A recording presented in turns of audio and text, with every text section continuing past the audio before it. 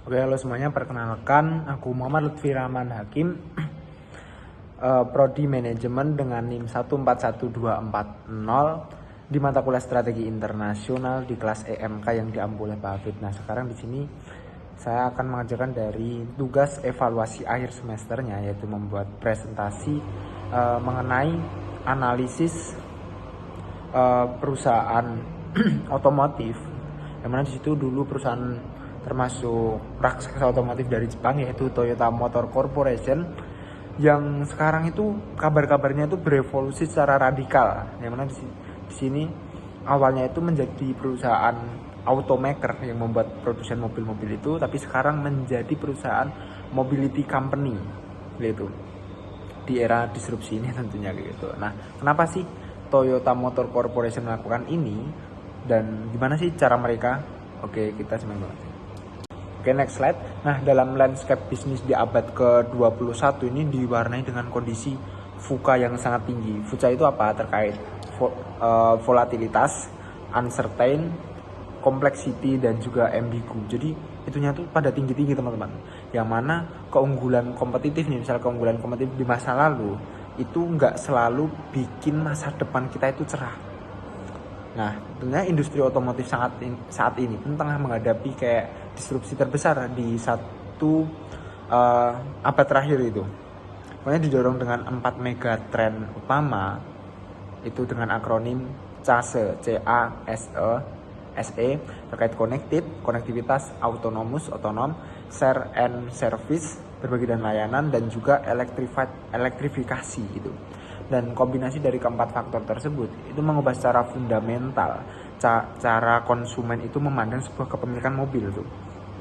Dan yang paling krusial itu terkait persaingannya sekarang tuh nggak tentang kayak mobil-mobil juga kayak Toyota, Honda, Ford mungkin kita tahu juga gitu. Tapi kompetisi sekarang tuh malah bisa dari raksasa teknologi kayak Google, Apple, dan lain sebagainya. Atau mungkin kayak di perusahaan ride hailing kayak Uber itu mungkin. Terus juga kayak perintis kendaraan listrik sekarang terkait Tesla dan BYD. Jadi kayak landscape sekarang tuh udah berubah, teman-teman. Kayak Toyota menyadari itu, terus sekarang tuh emang Toyota udah dari ujung tanduk gitu modelnya. Oke, next slide. Dan dari itu Toyota sendiri itu kerasa, itu menyadari kayak ancaman tersebut.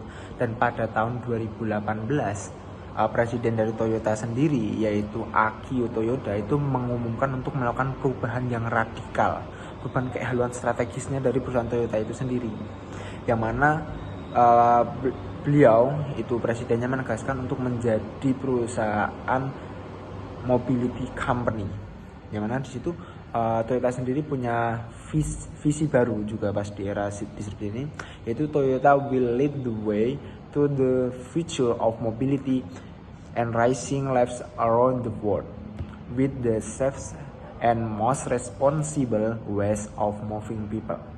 Yang mana transformasi ini bukan sekedar kayak jargon marketing doang kayak gitu, tapi kayak emang perombakan total dari struktur pendapatannya juga, cost structure, revenue stream. Dan Toyota menyadari kayak penciptaan nilai di masa depan tuh bukan dari emang hasil dari jualan mobil terus produksi mobil kayak gitu, tapi terkait keunggulan dari software, layanan datanya, terus juga kayak layanan mobilitasnya di situ. Nah, kalau misal Toyota cuman kayak kekeh ngandelin jualan mobilnya itu, ya itu lambat laun akan beresiko tergilas oleh zaman kayak gitu. Nah, oke, next slide. Nah, tapi kalau dari faktor pemicunya itu apa sih kayak Toyota bisa berubah kayak gitu? Karena ada 4 faktor utama di atas ini. Itu yang pertama terkait disrupsi teknologi atau megatrend cash tadi yang udah aku sebutin. Itu juga era baru itu, megatrend cash ini kayak era baru ini tuh menuntut agar mobil menjadi smart device yang berjalan, kayak misal Toyota otomotif kayak gitu.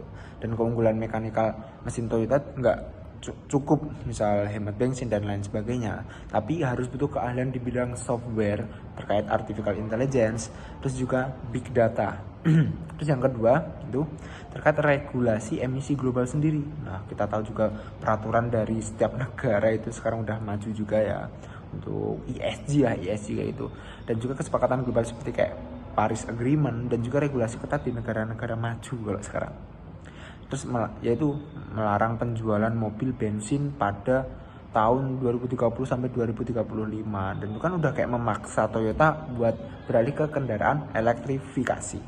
Terus yang ketiga itu terkait perilaku konsumennya sendiri sekarang. Jadi generasi muda tuh sekarang udah suka yang dominan sistem kayak penggunaan atau usership lah, dan sharing ekonomi ketimbang kayak punya kepemilikan ownership kayak gitu, karena tingginya biaya dan kemacetan kota tentunya kayak gitu.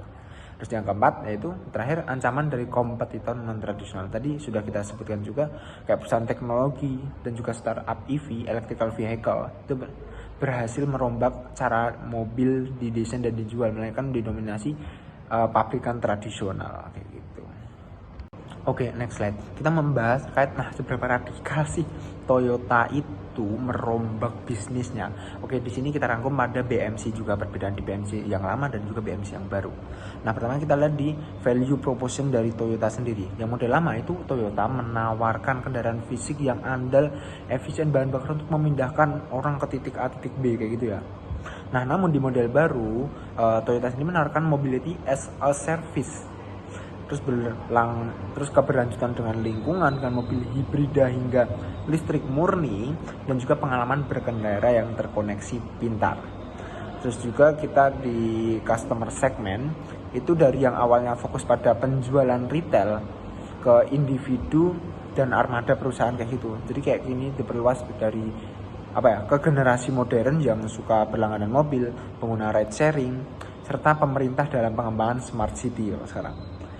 Dan dari segi channel dan relation itu interaksi itu biar nggak keputus-putus seperti dulu kayak servis mobil aja, kayak dari sekarang tuh lebih ke connected cars. Jadi kayak Toyota tuh berhubungan langsung setiap hari dengan memonitor data, memberi notifikasi pemeliharaan real time, dan juga pembaruan software mobil layaknya smartphone kayak gitu. Jadi udah dilengkapi teknologi juga IoT. Oke, next slide. Dan sekarang pembahasan di key activitiesnya, yang mana kalau dulu itu faktor pada proses manufaktur berbasis Toyota Production System, dan kini bergeser ke drastis banget ke research and development, terus juga untuk software teknologi baterainya, terus juga ke AI-nya juga gitu. Terus juga untuk key resource-nya itu berubah juga, yang awalnya itu cuma pabrik fisik dan paten mesin bakar. Toyota sekarang tuh lebih bergantung pada algoritma data, cloud infrastructure, platform software seperti Arene, dan tentunya para insinyur software yang bertalenta digital. Terus untuk key partnership-nya itu dulu Toyota tuh bermitra erat dengan pemasok komponen mekanikal dan jaringan seluler. Tapi sekarang Toyota sendiri udah beraliansi ke lintas industri dan perusahaan seperti kayak SoftBank, Panasonic untuk baterai, serta Uber dan Grab untuk layanan mobilitasnya gitu. Oh ya, membahas untuk revenue streamnya, di slide sebelumnya kelupaan, itu terkait revenue stream ini kayak pendapatan Toyota yang tadinya bersifat transaksional sekali putus, yaitu langsung kayak mobil, penjualan mobil ya udah putus. Nah sekarang tuh lebih menuju ke recurring revenue, jadi kayak pendapatan yang berulang. Modelnya kayak berasal dari kayak biaya langganan, terus monetisasi data, dan juga untuk pembayaran pelangkat lunak yang berbayar tentunya, itu dari revenue stream.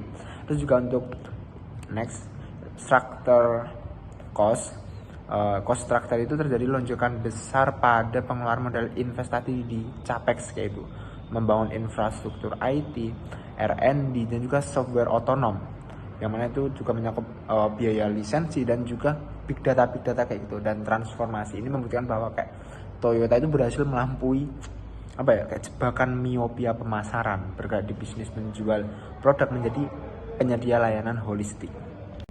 Nah, untuk implementasi di pasar Indonesia, sekarang tuh kalau kita lihat tuh bagaimana strategi muluk-muluk yang ini Toyota itu diimplementasikan di negara berkembang kayak Indonesia ini. Itu Toyota tuh penerapan di secara pragmatis dan bertahap tentunya ya. Ya Toyota sendiri nggak langsung kayak memaksakan nih mobilnya mobil listrik kayak gitu.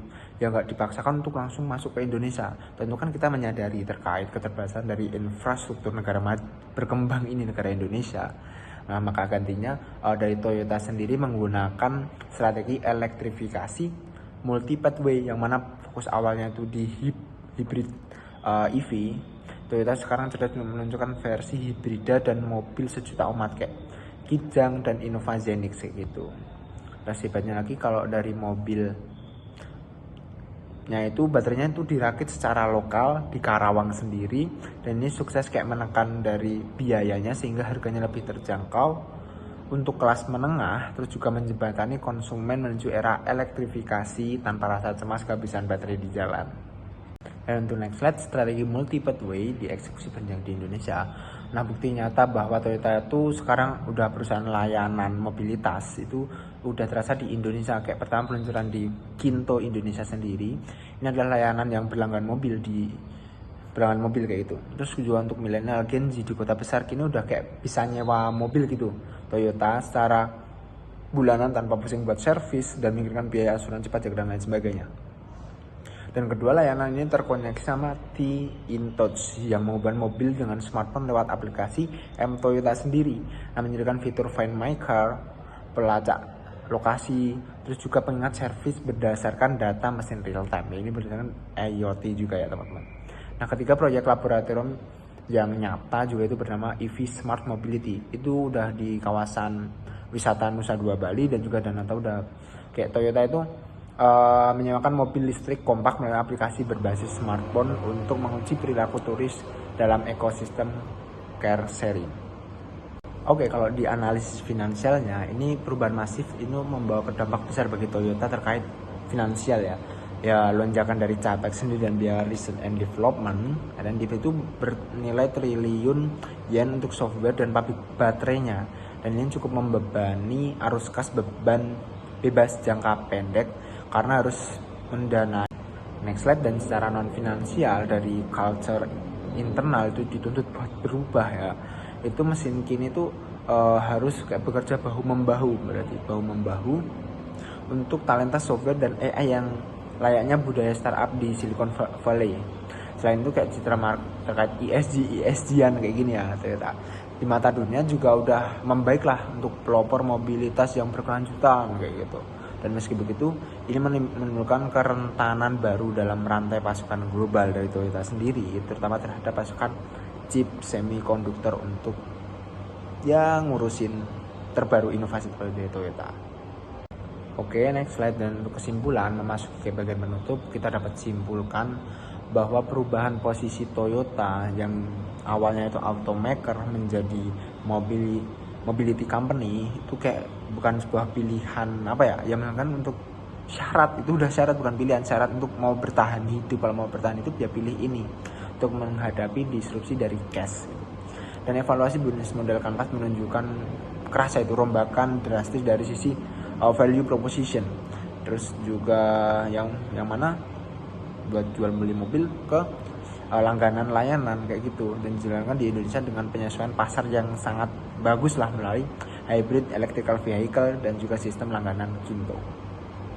Dan tentunya untuk pembelajaran dari strategis dan juga closing juga ya, tentunya kayak kisah transformasi Toyota itu memberikan 3 pelajaran strategis mungkin bagi kita atau juga profesional atau entrepreneur ya di masa depan. Pertama itu jangan terjebak sama miopia pemasaran sendiri, kayak identitas bisnis tuh harus diukur dari solusi apa sih yang kita berikan, kayak bukan produk apa yang kita buat, bukan sesukanya, tapi kita harus menghadirkan sebuah solusi di era perkembangan zaman gitu. Nah, yaitu misal landscape itu udah berubah, kita emang harus cepat dalam mendisrupsi diri sendiri gitu dari dalam. Terus kedua, kita harus berani berkorban demi NPV, net present value jangka panjangnya. Terkadang pemimpin harus mungkin mengorbankan demi margin keuntungan jangka pendek untuk membangun ekosistem di masa depan yang lebih baik. Terus ketiga, terkait kepemimpinan pada esensinya itu adalah dedikasi terhadap sesama, yang mana visi dari Toyota sendiri menghadirkan mobilitas untuk semua yang bebas hambatan, membuktikan bahwa bisnis sejati harus memberikan manfaat konkret bagi masyarakat luas, kayak bukan sekedar gelar dominasi industri yang besar gitu. Demikian presentasi dari saya, Lutfi Rahman Hakim dengan NIM akhir 602. Sekian, terima kasih, semoga bisa berguna untuk teman-teman semuanya. Terima kasih.